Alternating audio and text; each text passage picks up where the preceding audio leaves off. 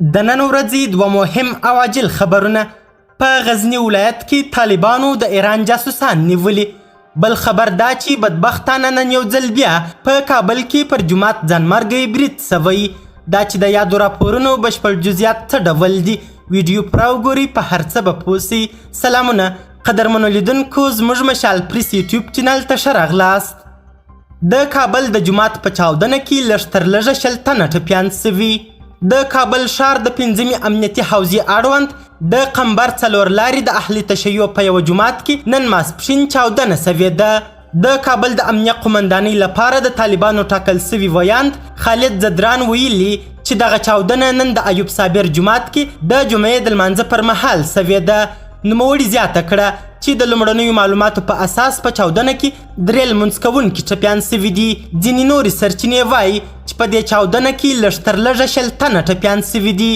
تر دا مهاله د دغه چاودنې مسؤلیت کومې ډلې نه دی منلی. مخکې پر اهل تشیع افغانانو د ورته چاودنو مسؤلیت داعش ډلې پر غاړه اخیست. معلومه نه ده چې پر اهل تشیع دغه چاودنې څوک کوي. او بل خبر هم دا چې په غزني ولایت کې 2 تنه ایران ته د جاسوسۍ په تور نیول سوي. خبري سرچینو په غزني کې د طالبانو له لوري ایران ته د جاسوسۍ په تور د 2 تنو د نیولو خبر ورکړی. نیول سوي کسان چې پلار او زوی او د قرهباغ ولسوالۍ اوسیدونکي ښودل سوي تورن دي چې د ایران استخباراتو سره د کیمیاوي توکو په پیرلو کې مرسته کوله. ویل سوي چې نیول سوو کسانو د کالیفورنیوم په نوم توکي پیرل. دغه کیمیاوي توکي په اټومي انرژي کې استعمالیږي. سرچینې وایي چې نیول سوو کسانو 1 ګرام یاد شوي توکي په څه باندې $2000 اخیستل او پر ایراني استخباراتو یې په $3000 پلورل. طالبانو په رسمي ډول په دې اړه څه نه دي ویلي. څه موده مخکې په کابل کې د ایران له لوري د یوه تمویلونکي فرهنګي مرکز مشر هم ایران ته د جاسوسۍ په تور نیول سوی و چې برخلیک یې لا نه دی معلوم او طالبانو یې نور جزئیات له خلکو پټ ساتلي.